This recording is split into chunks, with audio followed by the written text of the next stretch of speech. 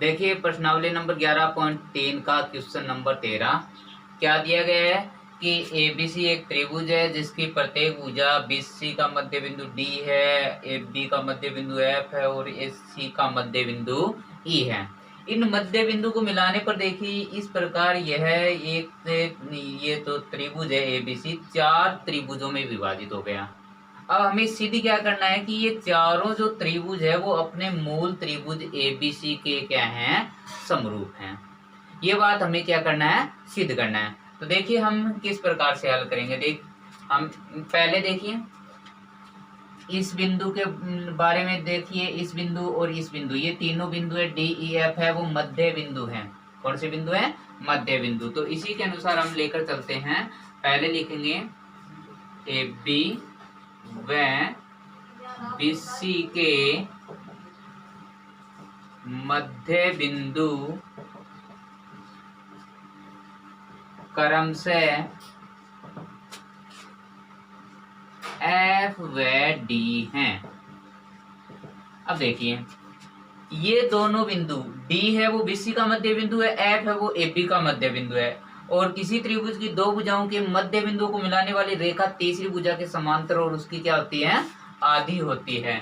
तो यहाँ पे हम लिख सकते हैं कि ये जो डी एफ है या एफ डी है वो ए सी के क्या होगी, समांतर और इसकी आधी होगी। तो एफ डी है वो किसके समांतर, एफ डी समांतर होगी और आधी होगी। पहले आधी लिखो, एफ डी आधा है किससे, ए सी से, और एफ डी समांतर है किसके, ए सी के। इसे नंबर 1 बात देते हैं।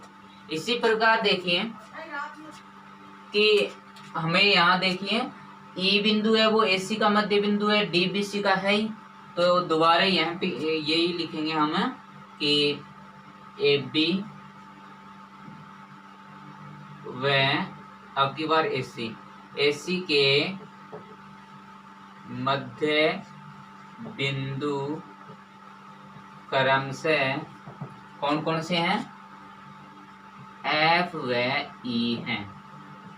अब देखिए एफ व ई हैं।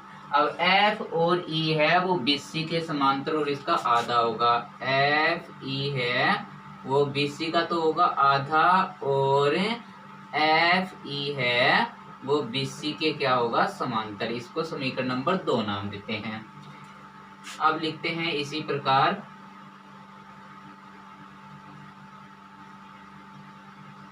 बीसी व एसी के मध्य बिंदु कौन कौन से हैं, डी व ई हैं। तो हम क्या लिखेंगे, मध्य बिंदु प्रमेय के अनुसार, मध्य बिंदु प्रमेय के अनुसार लिखेंगे कि डी ई है वो किसका आधा होगा, डी ई आधा होगा किसका, देखिए ये डी ई है तीसरी भुजा, ए बी का क्या होगा, आधा होगा, और साथ में ये जो डी ई है वो ए बी के समांतर होगा। इसे समीकरण नंबर नाम देते हैं 3। अब देखिए 1 2 3 तीनों समीकरण में ध्यान दीजिए कि एफ डी है वो आधा है एसी से, एफ ई है आधा है बीसी से, और डी ई आधा है वो एबी से। एसी बीसी एबी इस मूल त्रिभुज की कौन क्या है, भुजाएं हैं। एफ डी एफ ई और डी ई इस अंदर वाले त्रिभुज की भुजाएं हैं। इसका मतलब क्या हुआ कि इन भुजाओं का अनुपात बराबर है। अनुपात बराबर तो हम क्या कह सकते हैं कि ये दोनों त्रिभुज, एक तो ए बी सी और एक डी ई एफ, दोनों त्रिभुज क्या हैं, समरूप हैं। तो समीकरण 1 2 व 3 से यहाँ देखिए, यदि हम यहाँ इसे लिखते हैं तो एसी को नीचे ले जा सकते हैं। तो एफ डी है वो किस, एफ डी के नीचे एसी होगा, इक्वल टू 1/2 बचेगा। इसी प्रकार 2 नंबर समीकरण में बीसी को आगे लेके जाएंगे तो एफ ई बट्टा बीसी होगा और डी ई बट्टा ए बी होगा, और तीनों जो है उनका अनुपात 1/2 होता है। देखिए यहाँ पे 1/2 1/2 1/2। तो इसका मतलब क्या हुआ, भुजाओं का अनुपात बराबर है। भुजाओं का अनुपात बराबर हो तो त्रिभुज क्या होते हैं, समरूप होते हैं। तो हम क्या लिख सकते हैं, त्रिभुज DEF है वो समरूप है त्रिभुज ABC के। यहाँ तक एक बार दोबारा देखिए। पहले क्या करना है आपको, पहले ध्यान देना है कि ये जो मध्य बिंदु है इनसे मध्य बिंदु पर में लेकर इन्हें हल करते हैं, ठीक है। तो पहले क्या लिखेंगे हम लिखते हैं AB और AC। इस AB और AB और इस BC के मध्य बिंदु क्रम से FD है, इसका मतलब FD है वो AC के समांतर और इसका आधा होगा। इसी प्रकार AB और AC लेते हैं। AB और AC, AB का मध्य बिंदु F, AC का मध्य बिंदु E, इनको मिलाने वाली F ही रेखा BC के समांतर और इसकी आधी होती है। आगे देखिए BC और AC लेते हैं। ये BC है, AC है, मध्य बिंदु D और E है, इसका मतलब ये DE है वो AB के समांतर और इसका आधा होता है। और तीनों समीकरण में हम ध्यान देते हैं तो क्या प्राप्त करते हैं, देखिए कि यहाँ पे FD, FE, DE इस अंदर वाले त्रिभुज की भुजाएं हैं, और आगे देखिए 1/2 AC, 1/2 BC, 1/2 AB ये पूरे बड़े वाले त्रिभुज की भुजाएं हैं। इसका मतलब इन भुजाओं का अनुपात क्या हुआ, बराबर। और भुजाओं का अनुपात यदि बराबर है तो क्या होगा, भुजाओं का अनुपात यदि बराबर है तो ये दोनों त्रिभुज क्या होंगे, समरूप होंगे। अब देखिए DBC का कैसा बिंदु है, मध्य बिंदु है। इसका मतलब क्या हुआ कि BD और ये जो DC है ये पूरे BC की आधी होगी। तो क्या लिख सकते हैं हमें, BD बराबर DC आधा होगा किसका, BC का। अब ध्यान से देखिए ऊपर यहाँ पे BC 1/2 BC और किसके बराबर है, FE। इसका मतलब BD और DC ये भी किसके बराबर है, FE के बराबर हैं। तो यहाँ पे हम क्या लिख सकते हैं, BD किसके बराबर है, FE के। ये BD है वो FE के बराबर है। तथा ध्यान से देखिए यहाँ पे FE BC के समांतर है, FE है वो BC के समांतर है, तो FE है वो BC के समांतर है, तो FE वो BD के भी समांतर होगा। अब बताइए किसी भी चतुर्भुज की समूह भुजाएं बराबर व समांतर हो तो उसे कैसा चतुर्भुज कहेंगे, एक समांतर चतुर्भुज कहते हैं। अतः BDEF एक कैसा चतुर्भुज है, समांतर चतुर्भुज है। अब यह एक समांतर चतुर्भुज है, इसका ये एक FD विकर्ण है, याद रखना है। समांतर चतुर्भुज का विकर्ण समांतर चतुर्भुज को दो बराबर त्रिभुजों में विभाजित करता है, यानी बराबर त्रिभुज हो गया, इसका मतलब दोनों त्रिभुज सर्वाक्षम होते हैं, और सर्वाक्षम त्रिभुजों को हम समरूप त्रिभुज कह सकते हैं। तो विकर्ण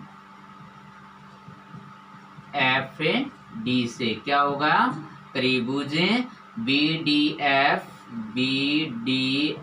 समरूप होगा किसके, DEF के, ठीक है। एक यहाँ पे हमने हल किया था कि ये त्रिभुज DEF है वो ABC के समरूप है। यहाँ पे हमने सिद्ध किया है कि BDF है वो DEF के समरूप है। इसी